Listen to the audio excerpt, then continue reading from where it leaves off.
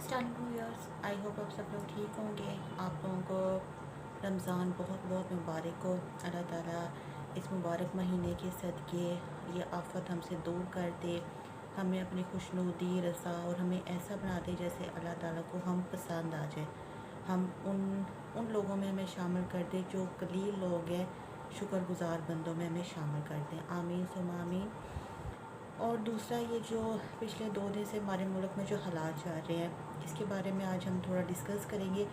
First of all मैं ये clear कर दूँ, हाथ जोड़ के मैं क्लियर कर रही हूँ कि मैं किसी पार्टी की रुकन, मेंबर, सपोर्टर, वोटर बन के कुछ बात नहीं कर रही। मैं ओनली पाकिस्तानी, सबसे पहले एक मुसलमान की हैसियत से बात कर रही हूँ, उसके बाद एक पाकिस्तानी होने की हैसियत से बात कर रही हूँ। तो ये बात मैंने क्लियर कर दी है। दूसरा ये कि कोई भी, हर किसी का आज़ादी राय देने का हक़ होता है। कोई लिख के अपनी आज़ादी बयान करता है, कोई बोल के करता है, कोई एहतजाज करके करता है, कोई तोड़ फोड़ से करता है। सब अपने अपने तरीके होते हैं। एहतजाज करना, प्रोटेस्ट करना किसी की भी उसके बारे में गलत नहीं है। और जो जिस इशू पे किया जा रहा है, अभी वो भी डिफेंड नहीं हो सका कि किस चीज़ पे किया जा रहा है। ख़त्म नबूवत पे किया जा रहा है, या जो खाके बनाए गए थे और जिसकी वजह से हमारे जज्बात को, हमारे दीन को मजरूह किया गया था। अल्लाह ताला उनको निस्तो नाबूद कर दे जो इस मुनव्वस थे। आमीन सुम्मा आमीन। या एक ज़ाती हैसियत के तौर पे किया जा रहा है।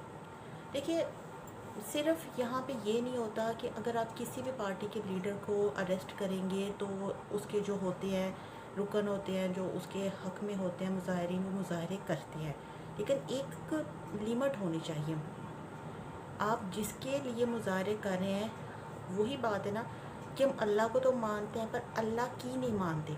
इसी तरह हम नबी पाक सल्लल्लाहु अलैहि वसल्लम को ख़त्म नबूवत पर हमें पूरा यकीन है, हमारा ख़ात्मा इस पे, हम इस पे दुआ करते हैं।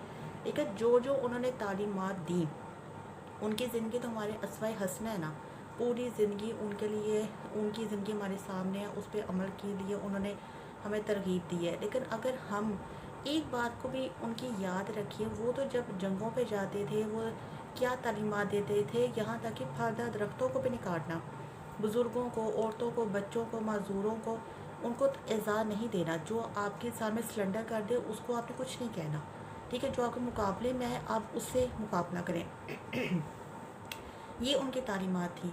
लेकिन यहाँ पे हमारे मुल्क में क्या हो रहा है, मैं पहले कह रही हूँ कि मैं फ़र्स्ट ऑफ़ ऑल मैं सिर्फ जो कुछ होता है प्रोटेक्ट के नाम पे तोड़ फोड़, जानों का ज़िया, कभी पुलिस बहुत ज़्यादा हाइपर हो जाती है, कहीं पे मुजाहिरीन बहुत ज़्यादा हाइपर हो जाते हैं, नुकसान दोनों को होता है। अभी रिसेंटली न्यूज़ में हमने देखा है कि 2 हमारे पुलिस एहलकार शहीद हो गए। क्या उनके घर वालों की इस टाइम बीत रही होगी।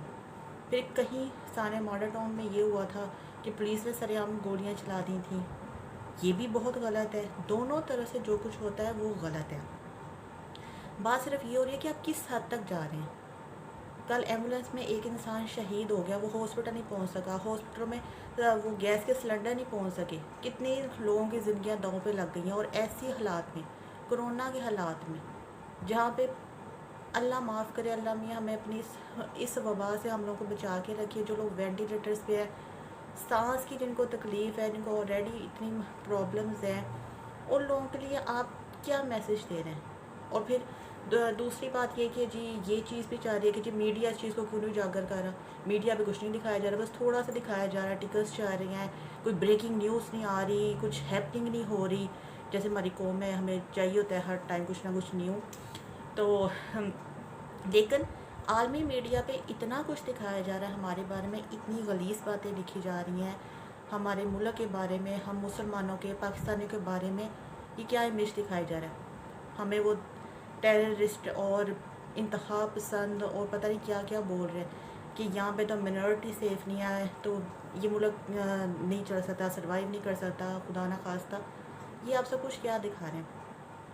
चलिए, ये बहुत बड़ी मिसाल, आप मौलाना मदूदी साहब की मिसाल ले लें। वो पहले इंसान थे जिन्होंने कादियानी को यहूदी करार दिया था, उसके बारे में उन्होंने लिखा था। लेकिन जब उनको भी अरेस्ट किया गया, और वो तो कई दफ़ा अरेस्ट हुए थे, उनको अरेस्ट किया गया तो انہوں نے سب سے پہلے یہ کہا کہ کوئی پروٹیکس نہیں ہوگا، بلکہ سگنیچر ٹو سگنیچر انہوں نے مہم چلائی کہ کون میری اس بات پہ اس سے حق رکھتا ہے یا کون اس سے اختلاف رکھتا ہے. انہوں نے یہ کیا. پھر ان کو پھانسی کی بھی سزا دی گئی، لیکن وہ اپنے اس پہ چیز پہ قائم تھے، اللہ توکل تھے. وہ بہت ان پہ کیا گیا ظلم. مطلب جب کانسٹیبل آیا تھا ایک رات پہلے ان کے پاس، تو انہوں نے کہا تھا کہ صبح کو پھانسی دی جا رہی ہے. کہتے اچھا مجھے تنگ مت کرو، مجھے سونے دو. مطلب ان کو اللہ پہ اتنا توکل تھا، یقین تھا. اور اسی حالت میں وہ کئی دفعہ اریسٹ ہوئے تھے. اسی حالت میں انہوں نے قرآن پاک کی 7 جلدیں لکھی تھیں. دیکھیں انہوں نے کیا تبلیغ دی تھی کہ ٹھیک ہے آپ پروٹیکٹ نہ کریں، ایک طریقہ ہوتا ہے. اگر ہم بھی اپنے نبی پاک صلی اللہ علیہ وسلم کی شان میں گستاخی نہیں چاہتے، بے حرمتی نہیں چاہتے، ہم امن چاہتے ہیں. ہمارے پرائم منسٹر نے یہی پیغام دیا تھا عالمی دنیا کو کہ ہمیں تکلیف ہوتی ہے، آپ ہماری اس کیفیت کو، ہماری فیلنگس کو سمجھیں. لیکن وہ لوگ کیوں یہ چیز کو بار بار کرتے ہیں؟ یہ غلط ہے، یہ گناہ ہے، یہ قابل قبول نہیں ہے. لیکن جو کچھ مسلمان کے ساتھ ہمارے ملک میں کر رہے ہیں وہ بھی قابل قبول نہیں ہے. ذرا سا ہمارا ملک فاٹا سے یا گرے لسٹ لکھنے کی کوشش کرتا ہے تو اس کو پھر پیچھے دھکیل دیا جاتا ہے، پھر ہمارا امیج پوری دنیا میں غلط جاتا ہے. تو یہ سب کچھ جائز نہیں ہے.